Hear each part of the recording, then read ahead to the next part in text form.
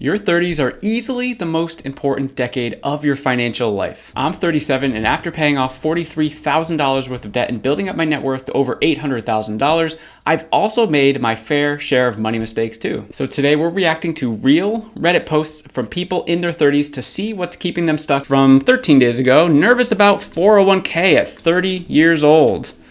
Never put much thought into my retirement until recently, seeing too many people that are close to me trying to retire, but finding out a year or two in that they don't have enough money and end up working again. I've been putting into my Roth 401k for almost 5 years now, started off contributing with 5% and increased 1% each year until now, currently at 10% contributions with a 4% employer match.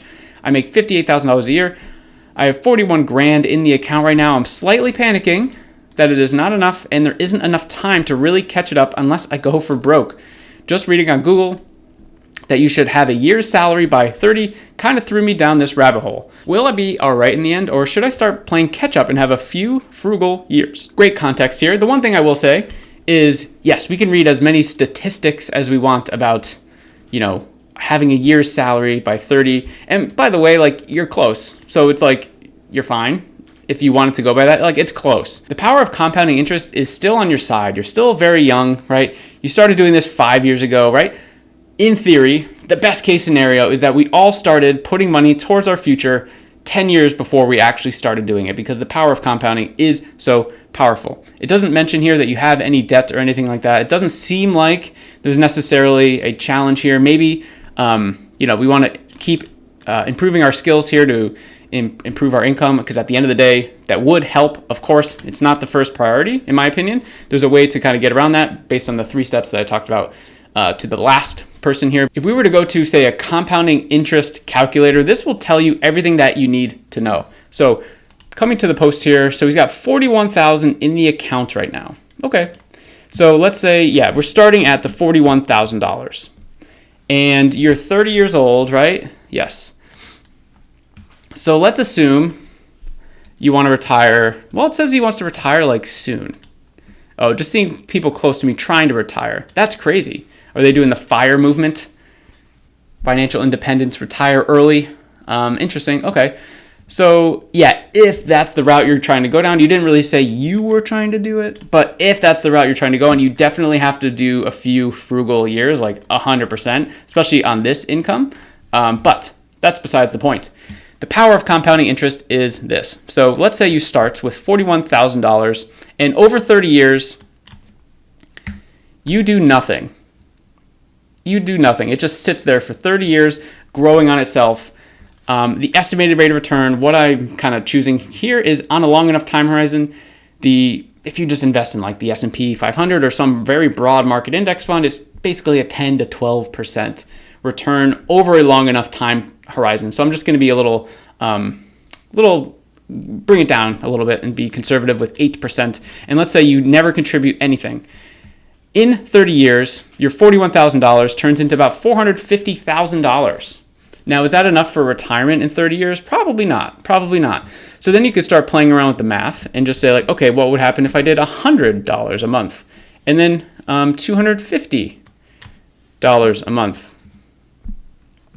Right? And you could just kind of keep going. So $41,000 right now, if you started contributing $250, a month towards this at a very conservative rate of return, $800,000, right? So we can kind of keep going up here. You can see the trajectory. $500, you're a millionaire. The number that I've really found work, it's very odd, yes, but $666. It's basically $1,000 every 6 weeks. And it seems like maybe you get paid on a bi-weekly schedule. So that's 3 paychecks in that period, $333 a paycheck that you could put towards it. That is extremely doable, even on the salary that you're on. But we can just keep going. As your income increases, what if you put $1,000 a month? You got $2 million in there.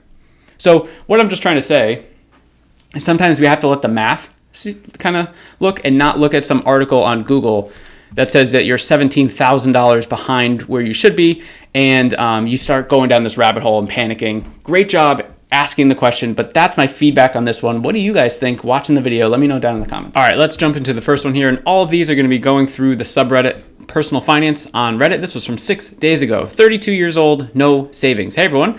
So I'm currently working as a care manager for people with special needs, making roughly $60K a year. I've worked in the field since graduating college about 10 years ago, but there's not a lot of upward mobility. I don't have any student loans thanks to some family assistance, grants, and financial aid.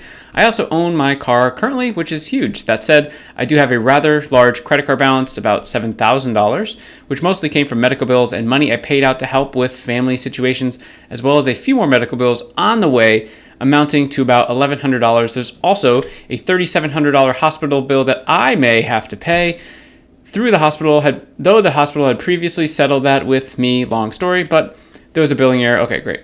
I'm terrified of ending up like my mom. She's a wonderful woman and I love her dearly, but she has almost no money to her name. I'd really appreciate any sort of tips, resources, recommendations. I just ask you take it easy on me because I really have no idea what I'm doing. So first of all, congratulations for just kind of putting it out there, right? You said you don't know what you're doing. A lot of times when people don't know what they're doing, they're too scared to ask. And I see this a lot in my personal finance community. There's people just lingering in the background. Maybe they're reading stuff. Maybe they're going through kind of the system that I've laid out for everyone. But it's almost impossible to help someone if they don't raise their hand. So kudos to you on that, first of all. Second thing here, the one thing that kind of came to my mind is like, you seem like a very, very nice person. But sometimes that level of niceness can harm you. So what I'm seeing here is like money I paid out to help with family situations and racking up your credit card bill, which by the way, $7,000, it might seem like a lot. It's actually not that bad. So you're in a good spot there. It's not that bad. But I do think helping family members out is amazing, is great if you're able to.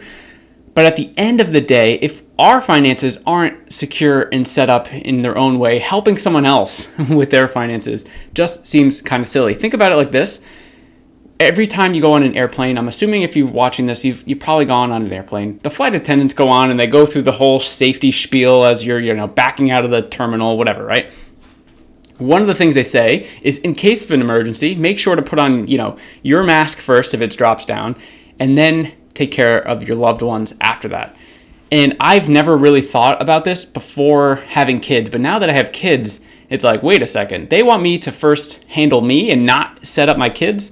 It just feels awkward and uncomfortable to do that. But when thinking about it, it's like, well, if I don't square away my situation on the plane here, and I pass out, then I'm definitely not going to be able to help my kids, right, sitting next to me. So the same thing is true with your personal finances. If you can't put on your mask first, to use the analogy, if your finances aren't squared away and perfectly dialed and things like that, you probably shouldn't be lending out a helping hand to others. I know that's uncomfortable, maybe, but it sounds like you're a very nice person just by reading this. You're trying to help people out, but you got to help out yourself first. That's the biggest takeaway for me. But if we go back to the post here, so what are you going to do? Great. So you make about roughly $60,000. It sounds like maybe you're kind of at that break-even point because you're going to credit card debt, some medical expenses, things like that. So what I have people go through is there's a 3-step process that really helps people go through kind of what you're going through just to be aware. So you raise your hand with this post, like, I don't know what I'm doing. Here's what you do. You go back 90 days of all of your spending. So you look at where you've spent all your money, credit cards, debit cards, where did your expenses come from? Then you can, with AI, you can just simply copy, paste, toss it in AI. It's going to give you a nice summarized version of where all your money's been going over the last 90 days. And then from there, it's like, oh, wow, I have awareness now. Here's where, maybe this category is surprising me, or, oh, wow, I'm only spending this amount, right?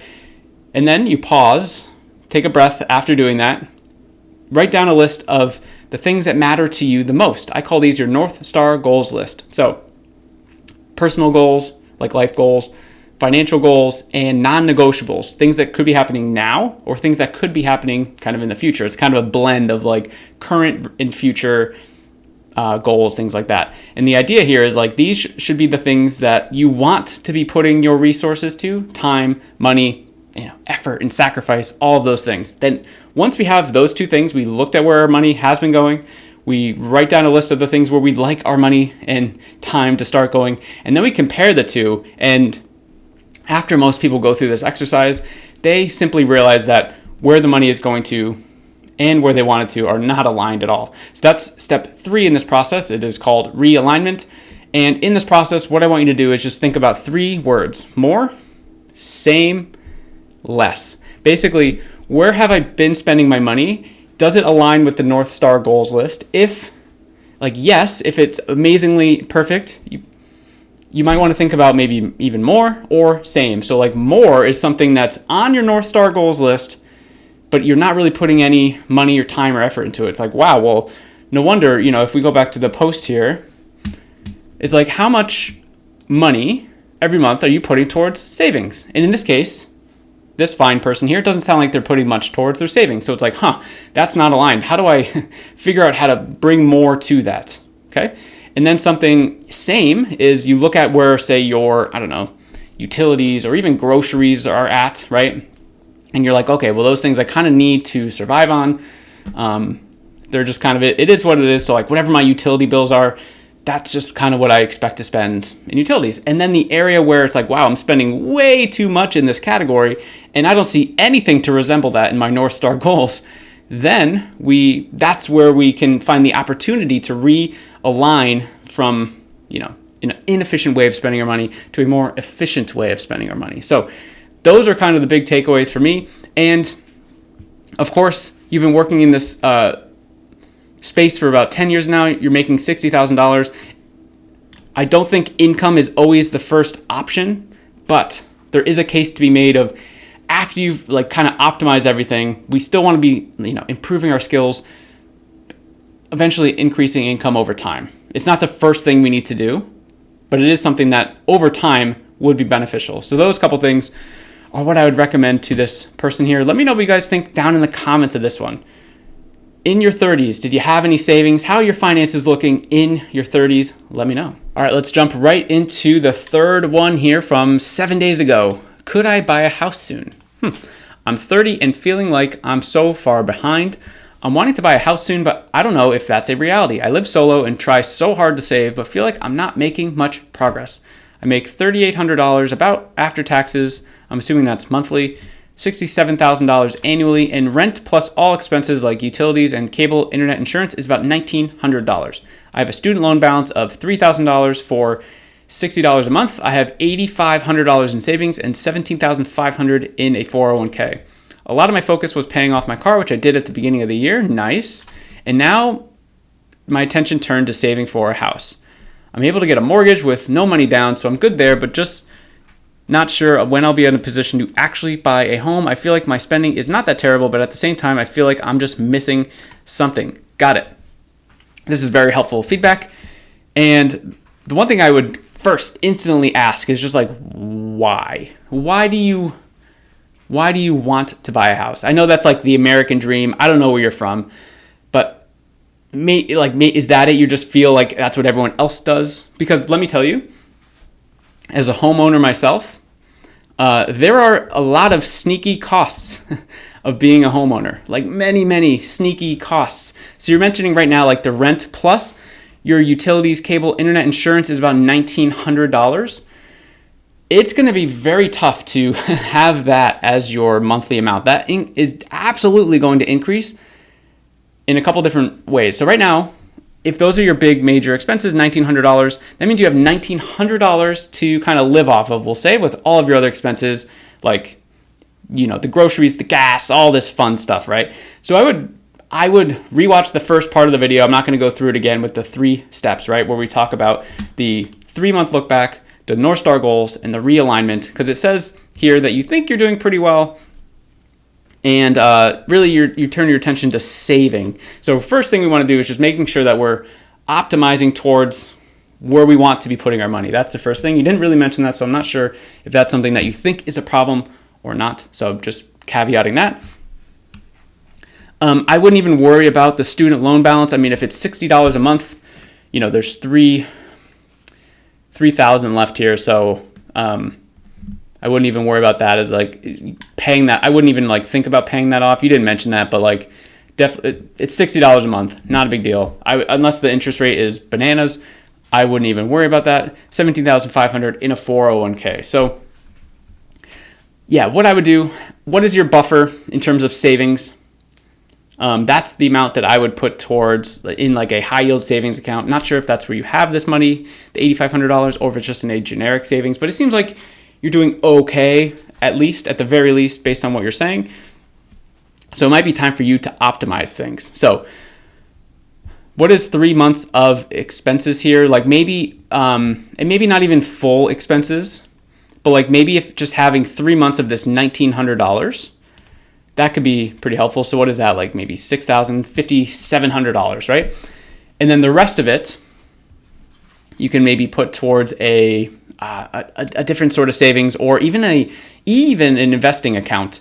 And yes, there could be not penalties, but like there could be fees and stuff down the line, but maybe investing that money for say 5 years or something if you really need this house. But really, the end of the day, the foundational question is, why do you want to buy a house? It's actually it can be quite a hassle, just to put it frank. And I know that's everyone's dream to own a home, but really at the end of the day, you don't really own the home. It's this big like trick, because at the end of the day, like I own a home, but I'm still paying tax. I'm basically renting the land.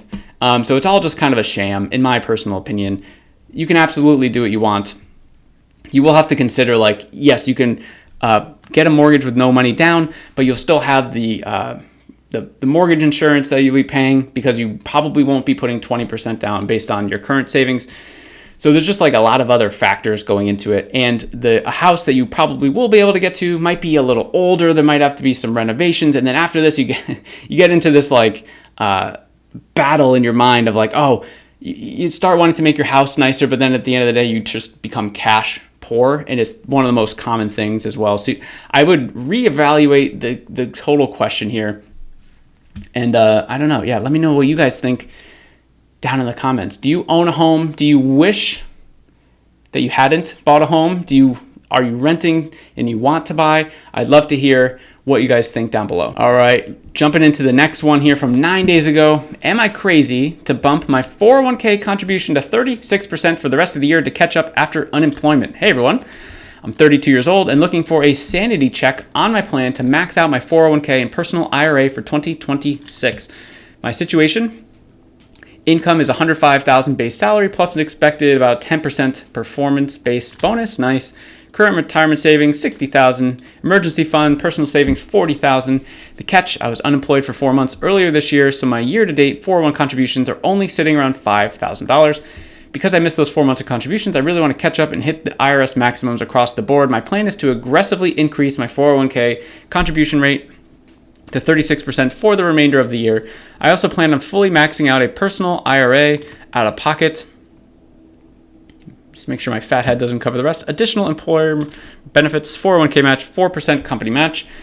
Pension cash balance: my employer additionally sets aside a cash equivalent of roughly 3% of my salary into a separate account as a guaranteed 5% interest rate for as long as I'm with them. These funds become available when I leave or retire. That's an interesting little cool thing there. So you basically have like a high yield savings account.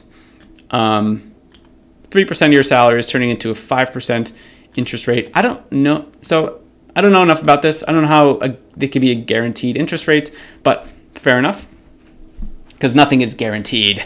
Nothing is guaranteed.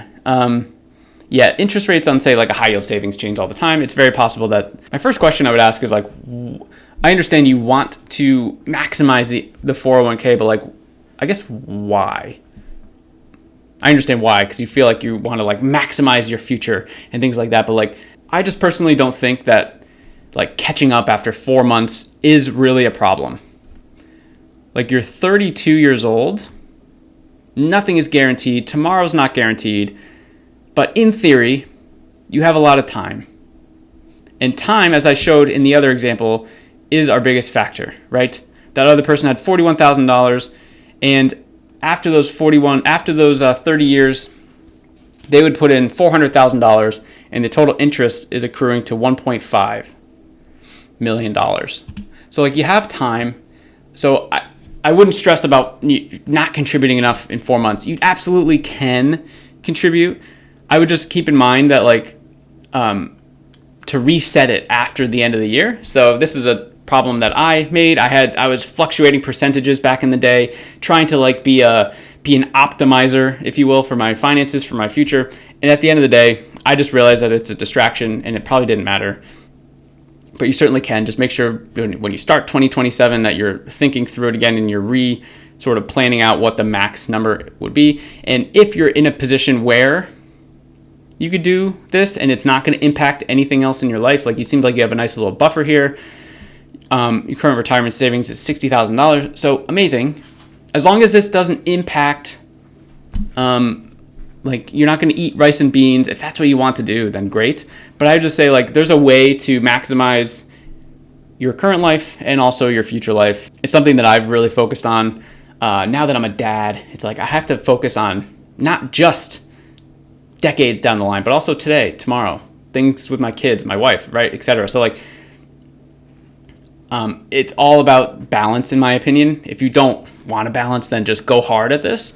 But I think there's a way to balance everything. And if you like that one, I actually have another reaction video for other people in their 30s trying to figure things out. So if you're interested, you can check out that one right here.